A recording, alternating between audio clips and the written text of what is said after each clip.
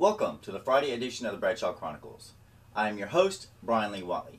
Tonight's special guest is Michael Ricksecker with his new book, Ghosts and Legends of Oklahoma. Mike has written several other books, including Ghosts of Maryland and Deadly Airs. Upon arriving to Oklahoma, Mike ventured onto a trail to learn about his new land. From talking to locals and studying archives, he was able to learn what lies in the history of the OK State. Mike says that this book serves as a cross-section of Oklahoma history from a paranormal point of view.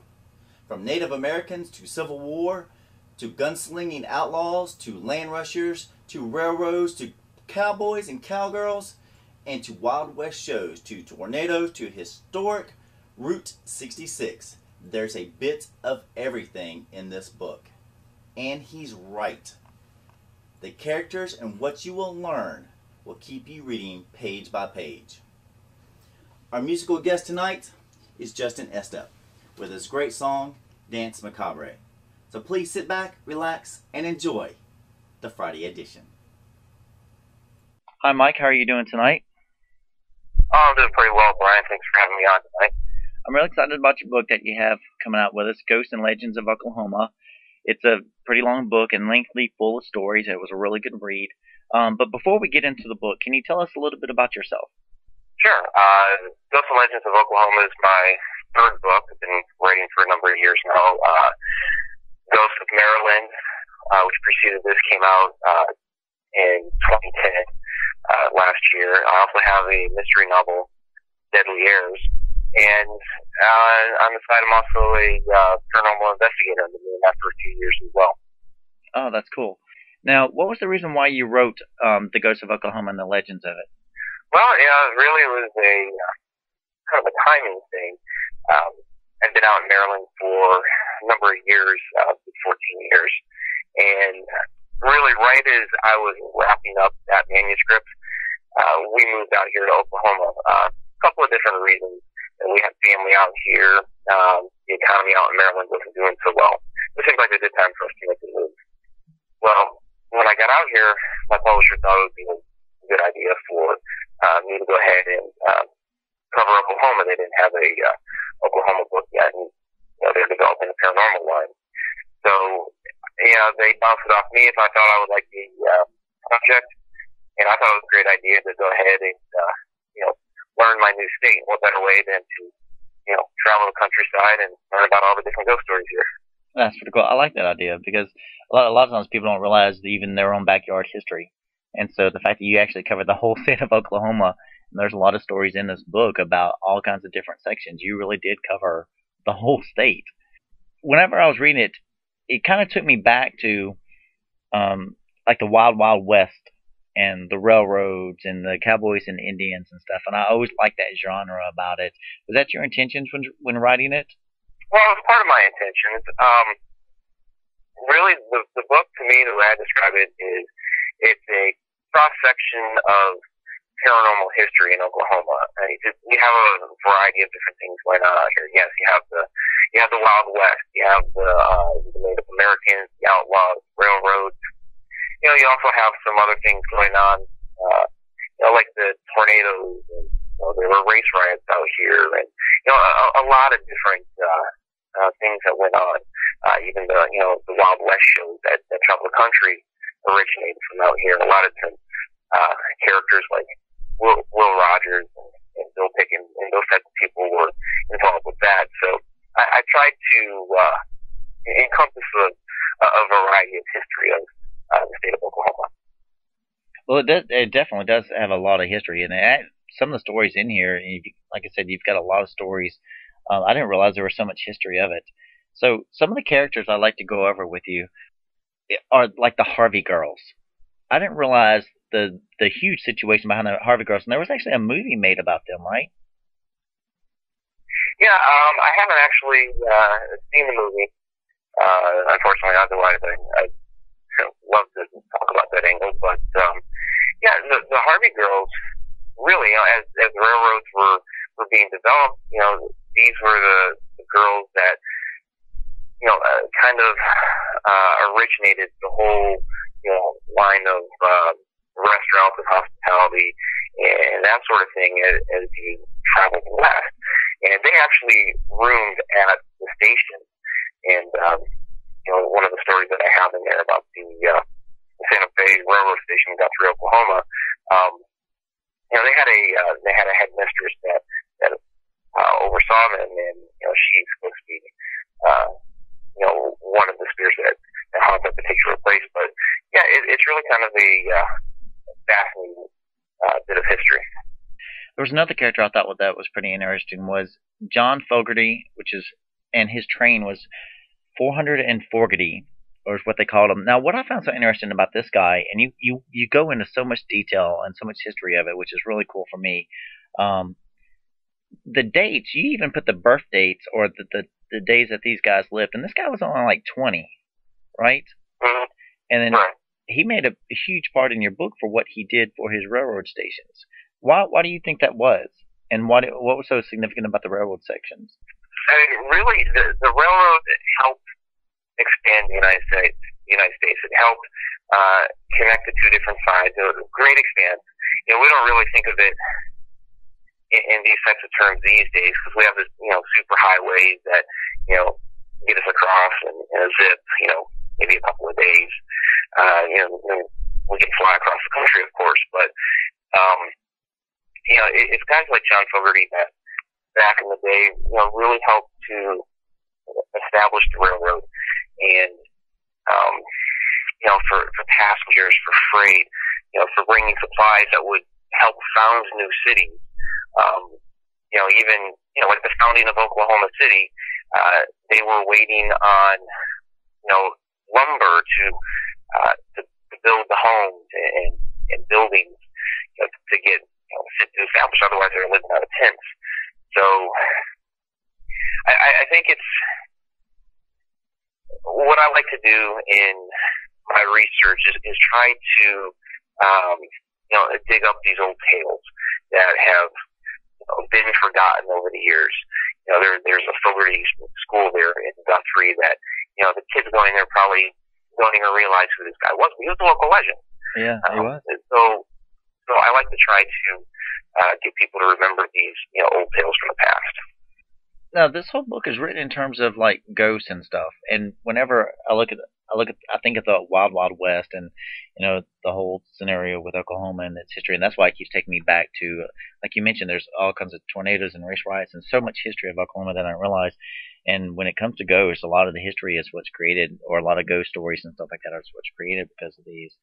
So when we talk about the Harvey girls and the legends of them, with the prostitutes and the houses where I guess they service men for what they did. John Fogerty and his bravery with the railroads and him doing what he needed to do. There was also some really good. You really dug into the history and the ghost stories, and I love ghost stories. I absolutely love ghost stories. I love sitting around campfires and stuff, reading books or under the sheets kind of things. Now, you were talking about, because you got really specific about certain legends or places that are still around, like the Masonics Children's Home. And why are some of these stories that you picked so significant for ghost stories? Well, the Masonic Children's Home, there is a very large Freemason presence in Oklahoma, especially in Guthrie, where that children's home is. In fact, the Masonic temple there was the largest temple in the world for a number of years. And, if you ever should happen to go there, it really seems out of place. You're in this, small town, even though it had once been the capital of Oklahoma. When it moved to Oklahoma City, it kind of, lost its luster. It has a very nice historic section, but outside of that, that's really it. And then all of a sudden you have this massive building that looks like it was just dropped out of Washington, D.C. in the middle of Oklahoma. It's really out of place.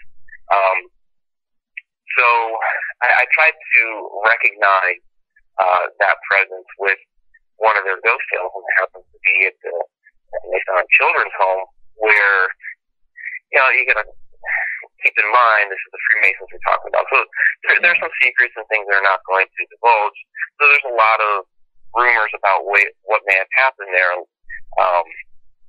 Like possibly one of the headmistresses there, having,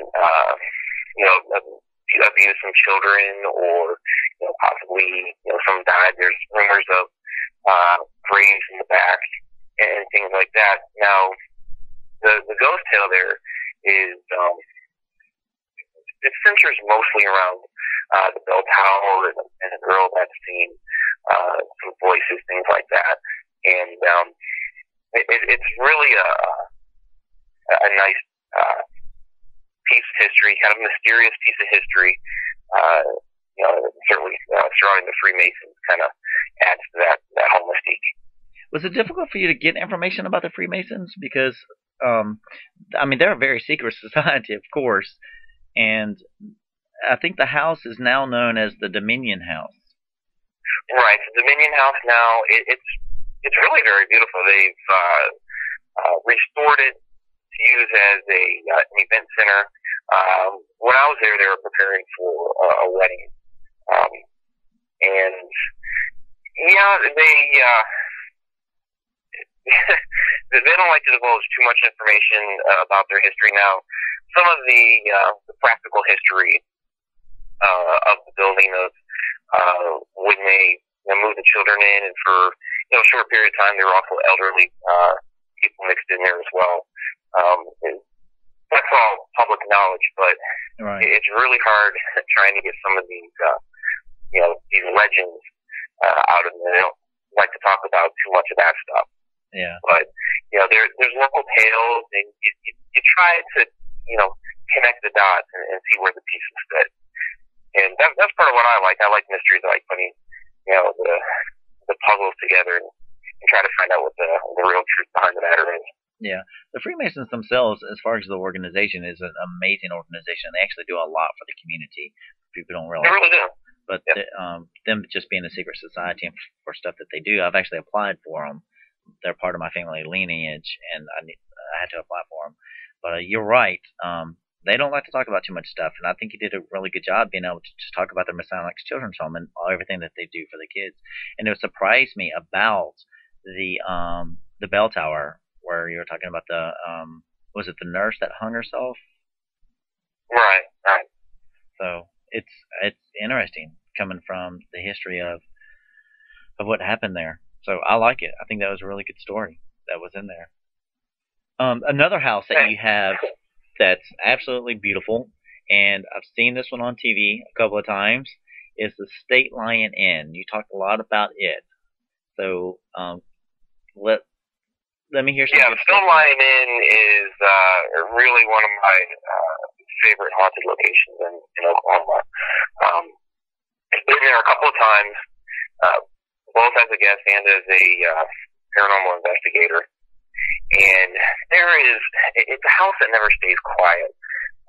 You can just sit there and listen to the different creaks and groans of the boards. You can hear doors opening and closing all the time.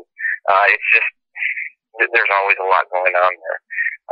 Some of the different stories that I talk about, or,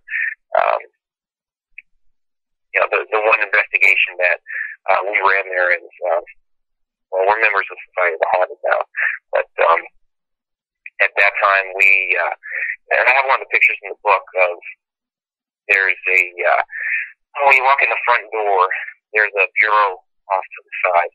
And when we started our investigation, we noticed that one of the doors was open. Kind of paid it no mind, just walked by as we went to investigate another room.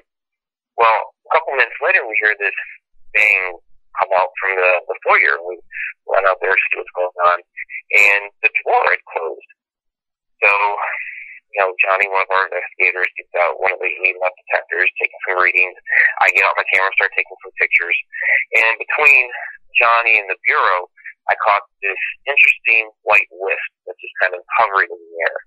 Nice. So there's a picture of that in the book. I love that. And there's a lot of things that happen there. Well, that house, when you look at it, it's one of those grand, majestic homes that. Now I live in Mobile, Alabama, so it's the heart of the Dixie kind of place. It's deep down south, and we have these grand homes like this that have these massive wraparound porches, first story and second story. And this one actually has a third story and fourth story type of porch system. So looking at the house, I'm like, oh my God, that is beautiful. I can imagine, the stuff that goes on in this house. And then I looked at the picture that you were talking about with the wisp, and I was like, oh, that's a good capture right there. And so just investigating this place must have been pretty cool. Oh, absolutely. It's a real treat. It was built in the early 1900s as a grand home. Was later used as a mortuary for a time, and actually the old embalming table is still in the home. It has a basement, which you don't find too often out here in Oklahoma, and then the different levels, and they're all it's kept really well. There's a lot of old artifacts in there, and just the old wood. I love the staircase. It is a really grand home. Yeah, the fact that they used it as a mortuary, and then they had the embalming table part of the rest of the house. Like, I think that you said that they put it out there into the parlor or something.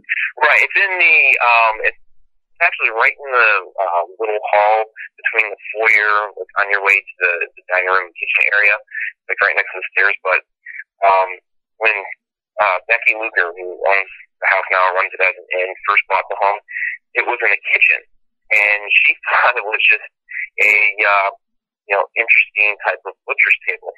And she was using it for a while to actually cook her food on.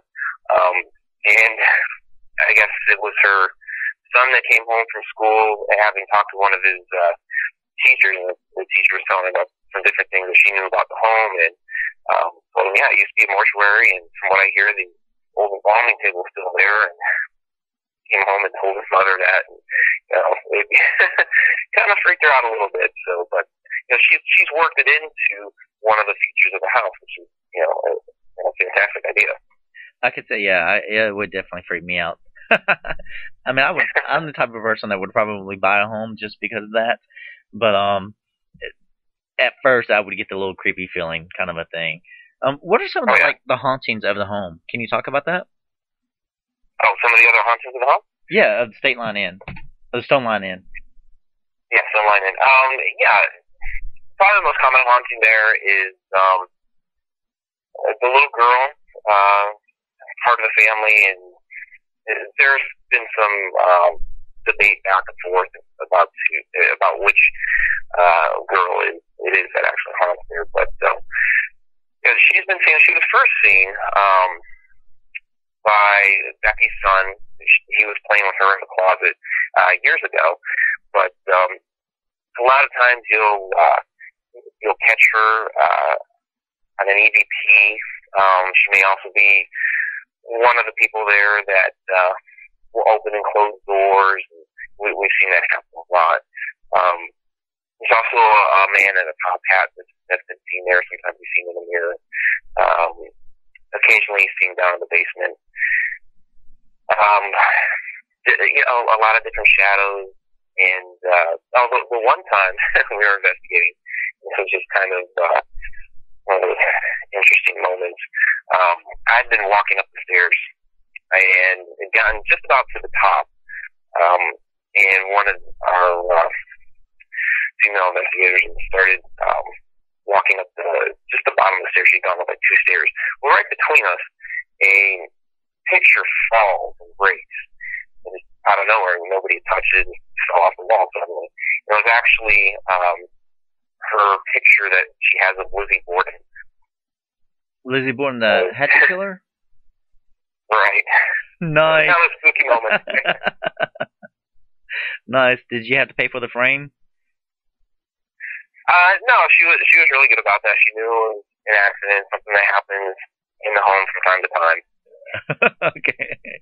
Yeah, that would raise the hair up on the back of your neck, definitely, for sure. Yeah, no, our group has always had a good performance, and we've been in there a number of times, so she knew we weren't being malicious or anything like that.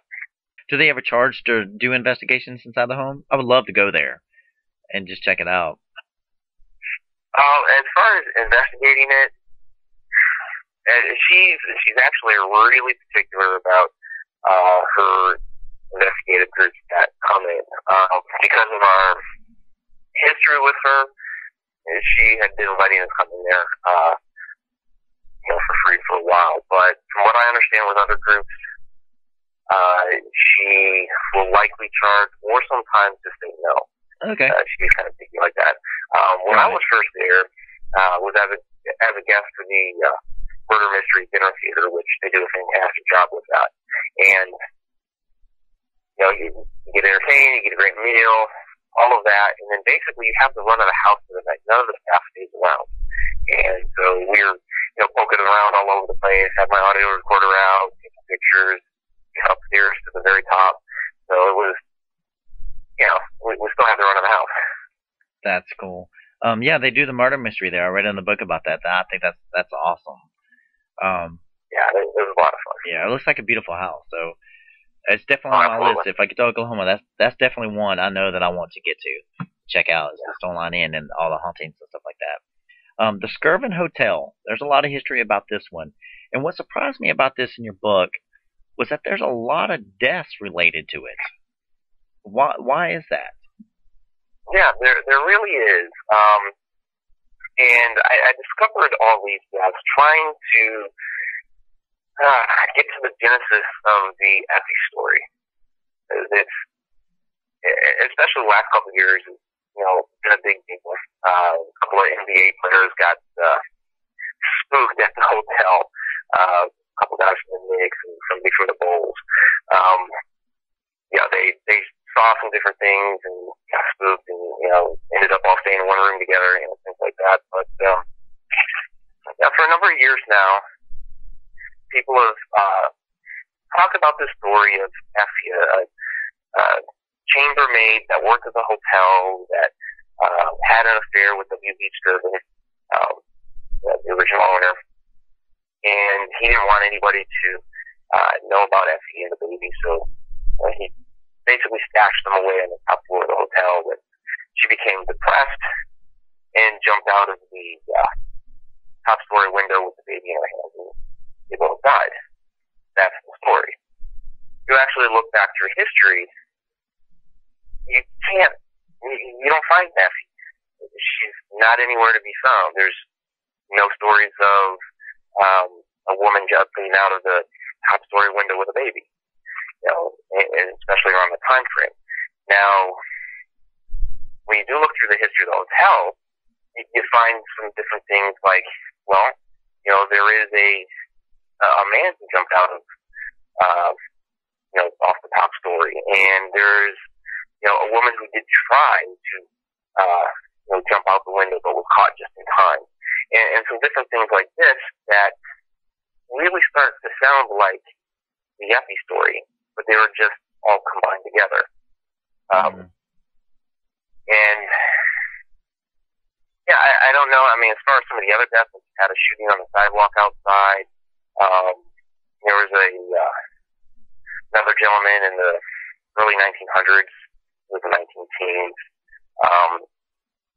who, there's some debate as to whether, he committed suicide or not, in his room, because he had been ill for a while, and different things like that. So it really kind of adds a, creepy ambiance to the hotel. Because the hotel itself is huge. Oh yeah, it's a massive hotel, and they kept adding on to it over the years. Hilton now runs it, but yeah, it's really big. It's a landmark downtown. Yeah, because this part of the section for everybody is actually about Oklahoma City, and he broke the book up into Guthrie, and then Oklahoma City, and then you broke off into different sections of the states, and so we're getting into Oklahoma City now, and it's a like you said, it's a kind of a landmark of Oklahoma City. And you mentioned the basketball. Some New York Knicks actually went there and were scared. I thought that was hilarious. I was reading it. I was like, no way. That's awesome. Yeah, so it was big news here when it happened. And they blamed, I guess they got annihilated by the Oklahoma City Thunder. And they basically blamed their loss on the ghost. Yeah. Okay. Okay, I've heard some excuses, but that one's a little different. Yeah, some of them I heard like I didn't have my lucky socks, or I wasn't wearing my lucky underwear or anything. But no, they said it was a ghost. That's great. I'm sure the New Yorkers really enjoyed that whenever they got back to their state. Oh yeah, I'm sure. Now another large part that you put into the book was the Brady Theater, which I thought was pretty cool, and you also mentioned the Tulsa race riot. And when I was reading through it, I was a little unsure exactly why. And you go into so much detail. It's amazing. I don't know if you have a degree in history or the fact of how you learn to investigate the history of all these places. But you're spot on with a lot of things. And you throw in all these different parts, these really good parts about the history of Oklahoma and the legends of it. And me as a reader, I'm sitting there really getting into it. And you mentioned the Tulsa race riot, and at first I was kind of wondering, I was like, why is this important for the book? I didn't quite get that part up until later. So what was the importance of adding in the Brady Theater and that particular section of history? Well, like I said before, I've tried to encompass a wide range of history of the state, a cross section like that, and it's a dark spot on Oklahoma's history that this happened, and there are some hauntings that go on there at the Brady Theater, but considering where our country came from and where it is now, to me, it would have been a disservice not to mention, this part of history and overlook, what happened there.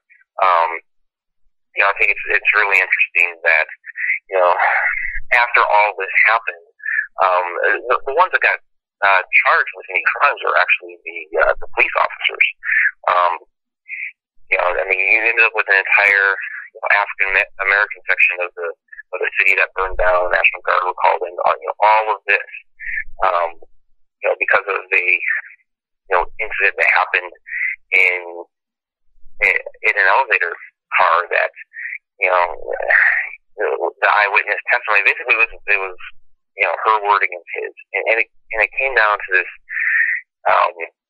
massive riot.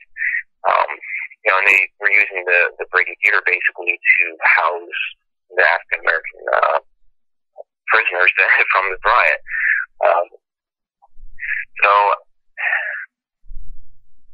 I think it was, like I said, even though it's a dark stain in Oklahoma's history, I think I have to recognize, where we've come from. You can't just ignore certain parts of the past. It makes up all of who we are now, and how much we've learned over the years. At least you hope we've learned over the years. Some people still haven't. So that's pretty cool. I like that. And the significance was you were spot on with that. Because of you're talking about the ghost and the legends of Oklahoma, and again, people, when you go out and buy this book, if you didn't know a lot about Oklahoma, you're definitely gonna know a lot about it now. Because I keep thinking of the Wild Wild West stuff, but there's so many other characters that we're about to get into that I never knew about. And when you start talking about the ghosts and everything else that adds on to it, I'm like, oh, that is so cool. Because I used to think about, obviously the cowboy stuff that's stuck in my head, or I think about Hurricane Alley kind of stuff, not Hurricane, I live in Hurricane Alley, the Tornado Alley. That's part of Oklahoma, so the tornadoes and stuff like that go through there. And we recently had some that touched through Alabama, and it's horrible what it does. But just all the legends and stuff like that happen, and all your little ghost stories that you put into these things, it's pretty cool. Even with Fort Washita and Aunt Jane, and Fort Washita. Yeah, thanks, Fort Washita. Thank you. And what I liked about what you put into this story was how many stories of how Aunt Jane got beheaded. Yeah, there's a lot of different rumors as to how that happened. Obviously the woman got decapitated somehow, some way. But that's kind of the interesting thing about history and tales and legends that are passed down is they kind of get twisted around a little bit over the years. And with poor Aunt Jane, never could find exactly how she got beheaded, whether or not it was really thieves on the roadside outside the fort, or a lover's tryst, or all the different varieties, and we'll let the readers read about those. But it's one of the things that I like to do with my research is find these tales, see if I can find the original truth behind it, and I'll still present the tales. So, here's where it came from. I kind of do the same thing with Effie. Here's where it came from, and where it's gotten to now. But with poor Aunt Jane, never could find the actual truth behind the story, except that she was decapitated. Is that a common thing that you find when you're trying to get the story right? Is so many different versions of it? It can happen, especially tales from long ago. There's one that I always like to talk about with my Maryland book about how this poor girl's tale had gotten reduced to a little one-liner that she was depressed that she had lost her love and now haunts this mansion, where there was an entire backstory behind it of the father disallowed it, sent her away to Annapolis, where her sisters tried to find her suitors, and she wouldn't have it at all, became very depressed, and finally went back home after she got too sick. Her father died, and the mother finally allowed her to see the boy, but she had fallen so ill that she actually died. And so it's one of those things where over time we lose those bits of history, and depending on how who you talk to, it's things will get taken out, things will get turned, and it becomes a challenge over time to try to dig through it all to find where it came from, because as things get especially from years ago, things get lost or destroyed or what have you, and you'll hear library or courthouse caught on fire 50 years ago, so we lost all those documents. And that makes your job that much tougher trying to research. Yeah, I don't know. It seemed like you had a tough job, but you put it in the right words into the book, because it really surprises me on how much detail that you go into it. I mean, you're nailing the years. You've got things marked out on maps. You've got all kinds of cool stuff on here. I'm sitting there looking at this thing going, wow. That's pretty cool. Now, the other really cool characters that you have in here that I probably didn't realize that they had anything to do with Oklahoma one was John Wilkes Booth. And you wrote about him in this book. Yeah, that was kind of a interesting tale to come across, that John Wilkes Booth may have actually been out here in Oklahoma after he was supposed to be dead. Yeah, exactly. It's like, where did that tale come from? But you read through the tales. There's actually a book years ago by Dennis Bates, and he's actually like the grandfather or great grandfather of the actress Kathy Bates. Oh yeah, I heard that. That's right. Yeah, it's kind of an interesting little who'd have thunk it. But going through all this and seeing that there may actually be a plausible reality to this, that he actually escaped from Virginia, where he was supposed to have been caught and shot, and the fire there. And he escaped first to Granbury, Texas, where he took on the persona of John St. Helen, did work in the theater a bit there, worked at the bar. John St. Helen took ill and confessed that I'm actually John Wilkes Booth. And, he befriended Dennis Bates, which is where he comes into the story, and confided in him about these things as well. He was a lawyer. in any case, when he, recovered, thought for a moment, hey, I'm still John Wilkes Booth. I just confessed and I'm now healthy again, and ran. He didn't want to be hunted down. And ended up in Oklahoma, taking on, again, another persona, David E. George, and on his deathbed committing suicide, admitted again, yes, I'm John Wilkes Booth. And Finney came out from, he was in Missouri at the time, and confirmed, yeah, this was the guy I knew was John St. Helens, who said he was John Wilkes Booth. Really a fascinating tale when you get into some of the details and interesting irony, you could call it. Boston Corbett, who was the one that was supposed to have killed John Wilkes Booth, ended up in Enid, Oklahoma, where David E. George died, and Boston Corbett also died there in Enid. So it's some strange irony that's in there as well. Well, I think it's pretty cool. I mean, sorry if I say it's pretty cool on how John Wilkes Booth, according to the legends that you've written down, that he was able to disguise himself in so many different ways, even through his known physical characteristics of his health, such as the bad leg, and like I think his thumb was messed up, and there was a couple of other things. Because you did a lot of research about him on the Ghost of Maryland as well, and so then to find out that he is now still able to do that, I mean, that's, I'm not giving praise to John Wilkes Booth or anything, but I'm just saying the man was a great escape artist.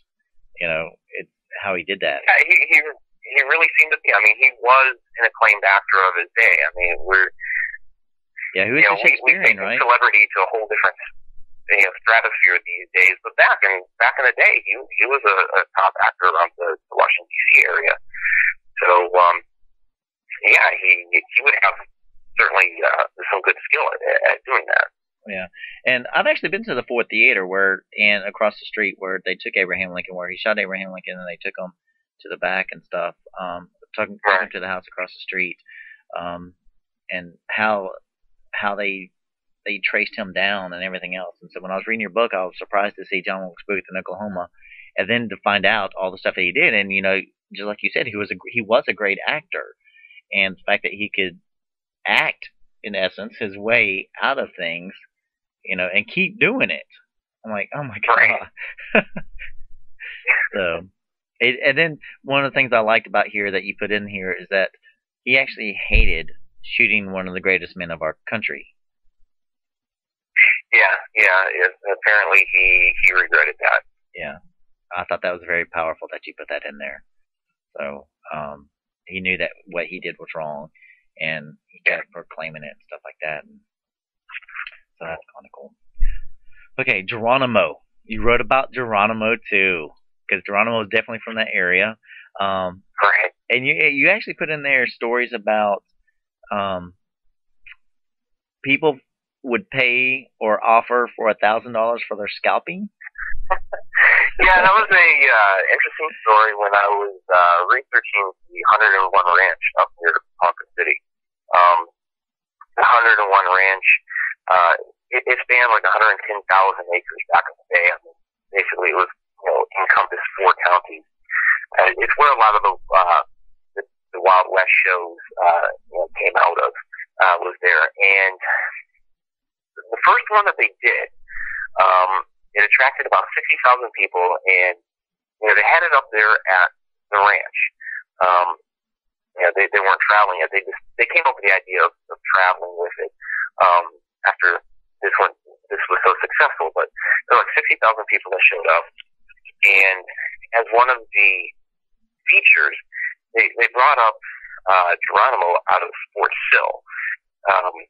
Now he was a prisoner there, and yeah. And they were able to get him out for a day or 2 hours, however long it went, and offered to anybody $1,000 if they would be scalped by Geronimo. It was really, $1,000 was a lot of money back in the day. You're taking your chances. If he's off by a little bit, he might not survive, but certainly an interesting offer. Yeah, because you kind of wonder. I mean, as long as he doesn't.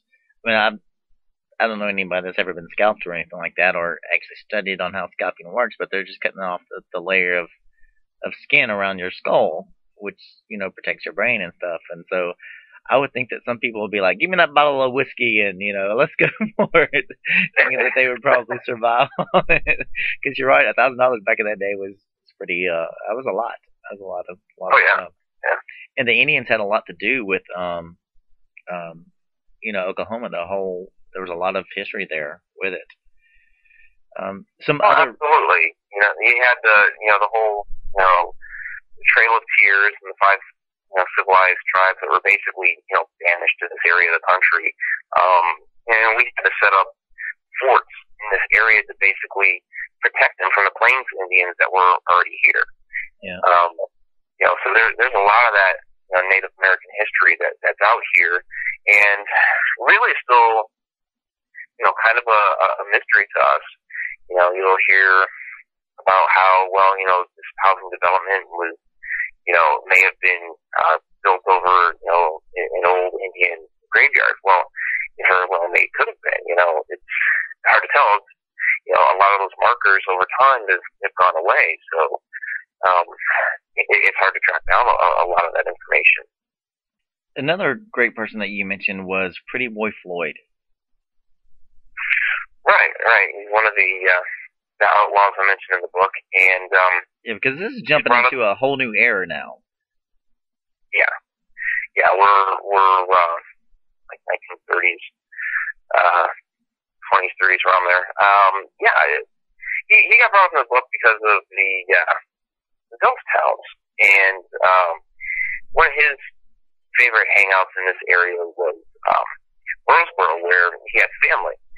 And it's kind of interesting that here he's an outlaw. The town is actually kind of protecting him, even though he's robbing their bank.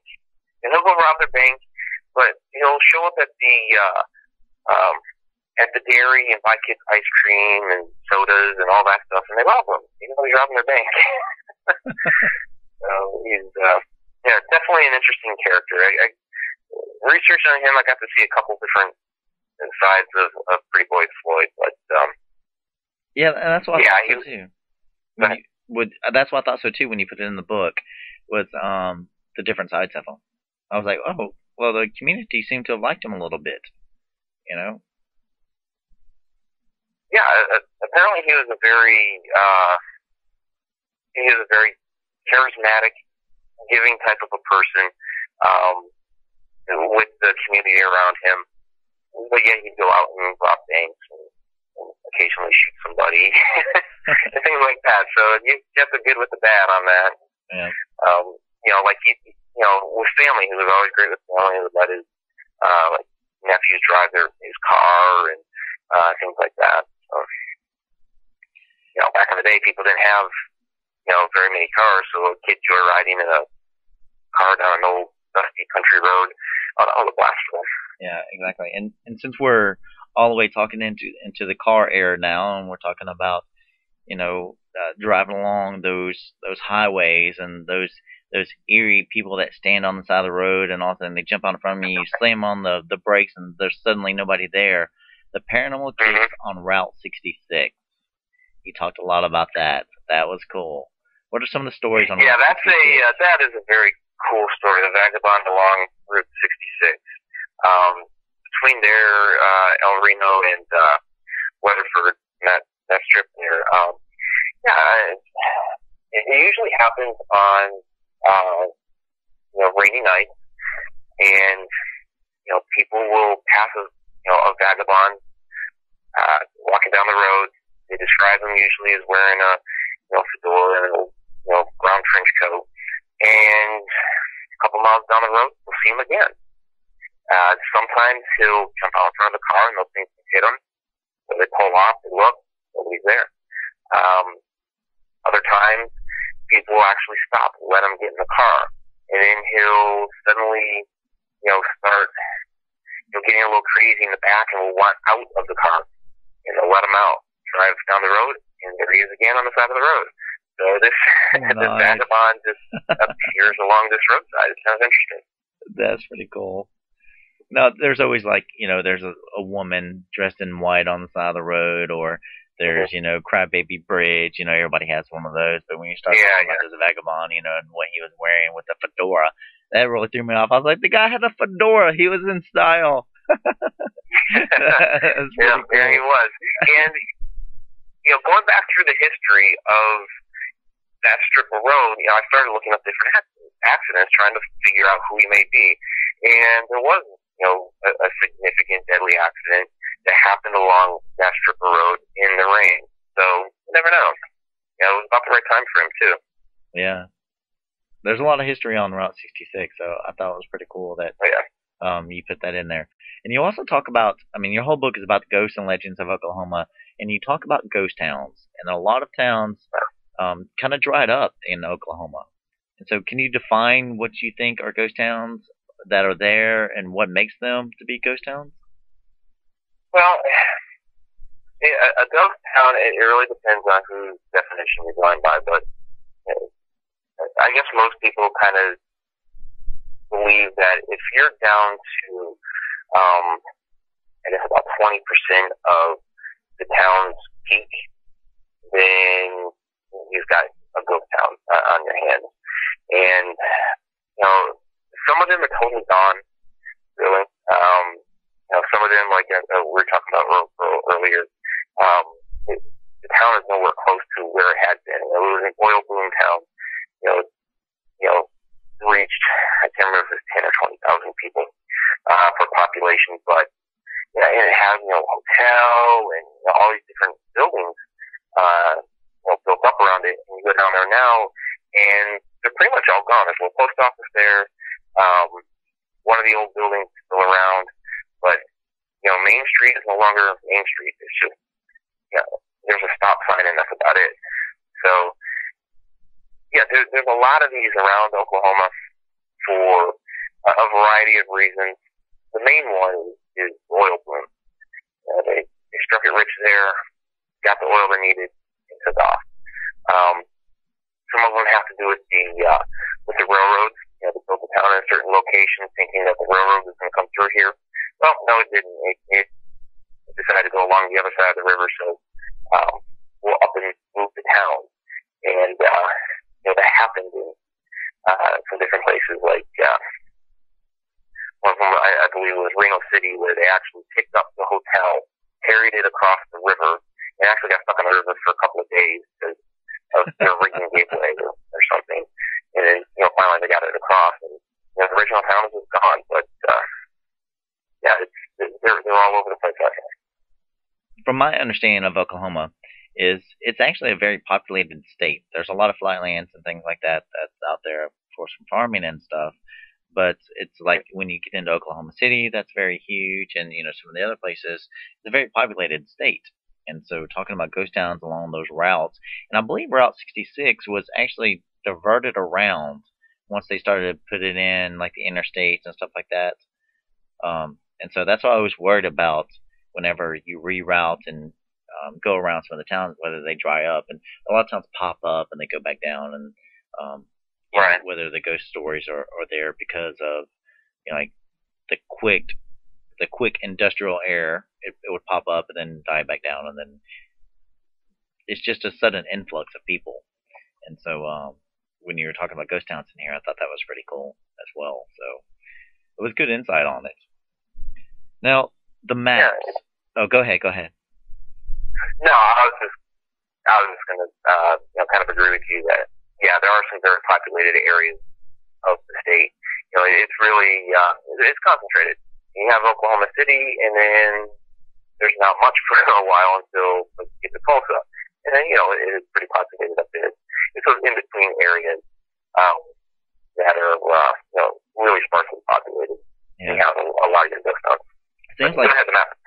It seems like you guys had a blast actually getting out doing some investigations, find some of these ghost stories in your research with this book, because you put maps in your book and you put a list of places of everywhere you talked about for people to go and actually check out. And I haven't seen that too many times done before. And you said you did that in the Ghost of Maryland as well. And I think that's phenomenal because as soon as I saw the maps, I was like, "Ooh, I get to go look at these." I was like, "Oh man, that's pretty cool." What made you decide to do that? Well, when I was writing Ghost of Maryland, I was trying to think of a way to make my book a little different, make it a little bit of a better experience for the readers. And there were a couple of ghost books out already, about Maryland, and I wanted to kind of separate mine from the pack. One of the things was, of course, trying to find as many ghost stories as I could, try to really dig up the history on them. But the other thing that I thought would be really interesting for the reader would be to put in some maps so that they could actually go out and take their own ghost tour of the state. In Oklahoma, it's a bigger of a state, so it's going to take you a while probably to hit all those places. But, I think it's a great tool for the reader to have. After reading all these stories, if they're interested in going out and taking a look at some of these places, that they have something to guide them there. So, something that I always like to try to describe was, take the book with you, use it as your tour guide of the state, and drive around and do your own little tour. Discover for yourself what's really out there. Yeah, that's nice. I like that. That was a really nice touch. Along with doing this, you're also a paranormal investigator, right? And you got a couple of chapters in here, or a chapter or two, about paranormal investigating. So what are some of your favorite stories that you got a chance to write about that you also investigated? And what do you like about investigating? Well, we've talked a lot about one of my favorite stories already, Stone Line Inn. I absolutely love that place. Black Bear Church and Cemetery is another great location to get out to. It's really off the beaten path, and that's one where you are going down some of those old dusty roads to find this place. But a lot of activity there. I've got a great picture in the book of an illuminated ball of light that I got there. Really, paranormal investigating is that's me, searching for answers and trying to find the truth behind what's going on here.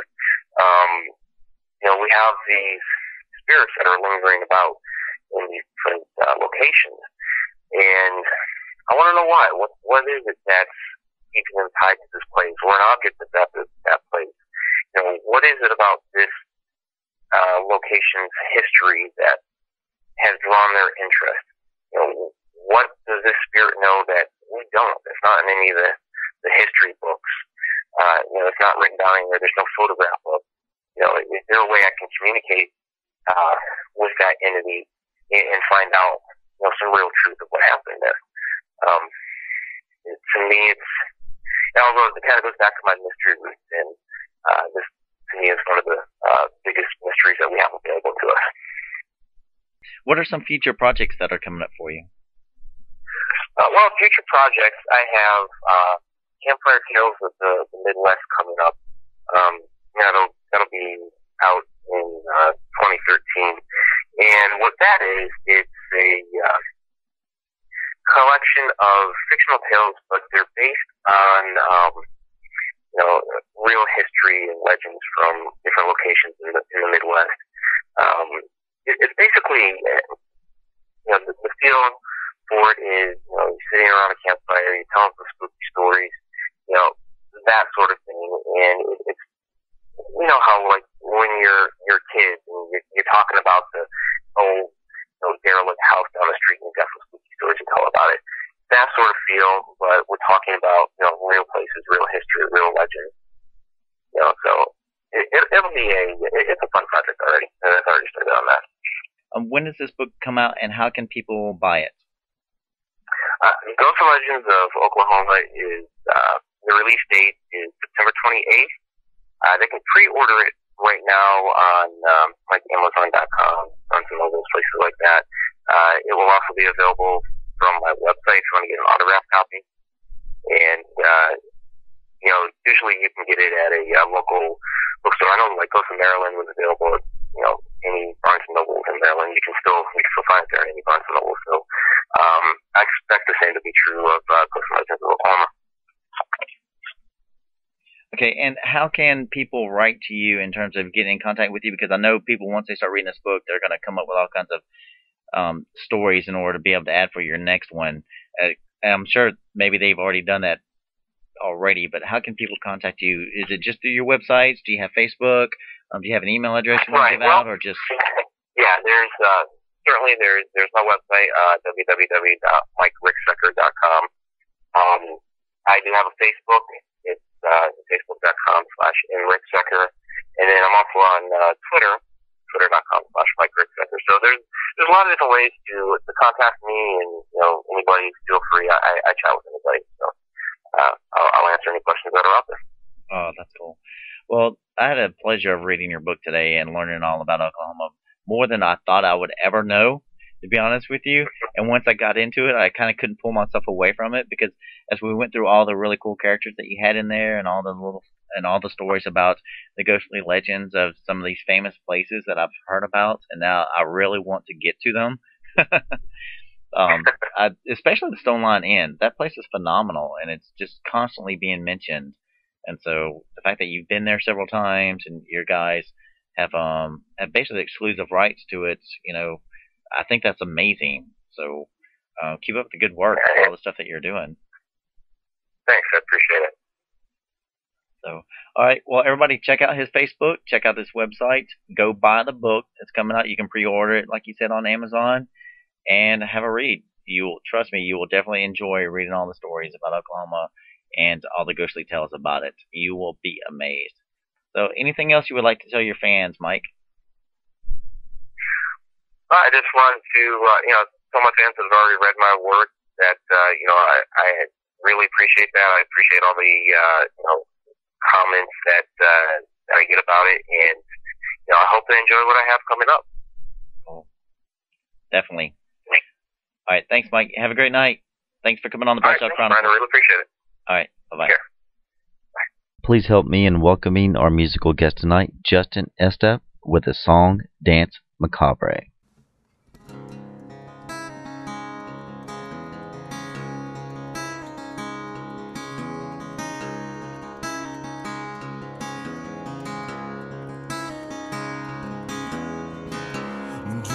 Dead,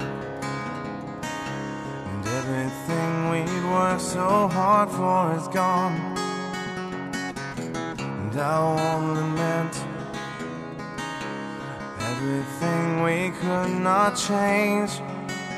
What could we have saved?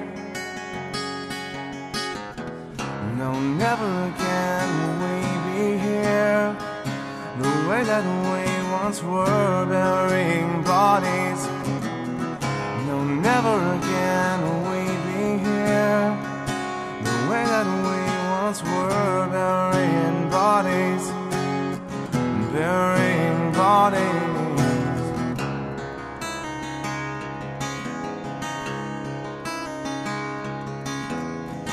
My faith is gone, everything I thought was perfect was wrong, and I can't forget all the times I prayed, where will I find faith? No, never again will we be here the way that we once were, burying bodies.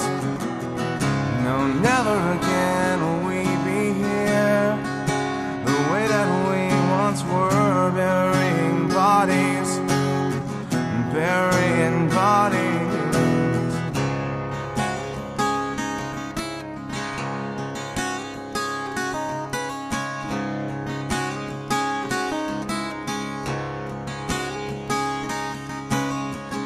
No, never again will we be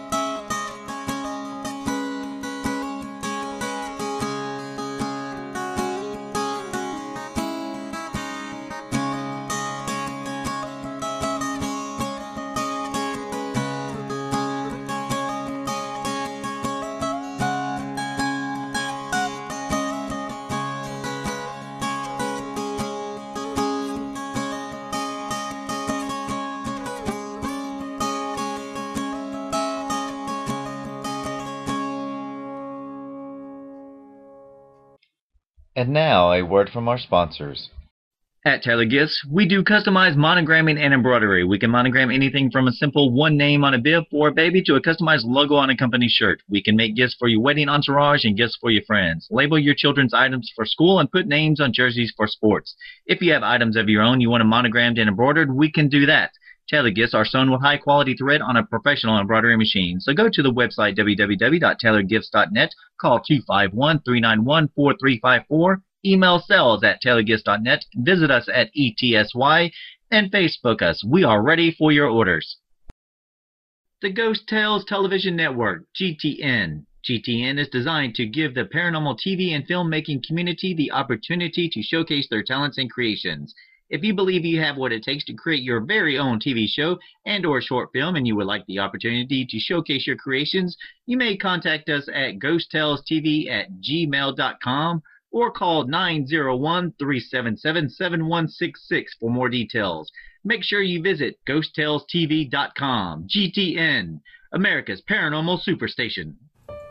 Thank you for listening to the Friday edition of the Bradshaw Chronicles. I am your host, Bryan Lee Whatley. I hope you have an amazing weekend, and I look forward to seeing you next Friday. Until then, love and light.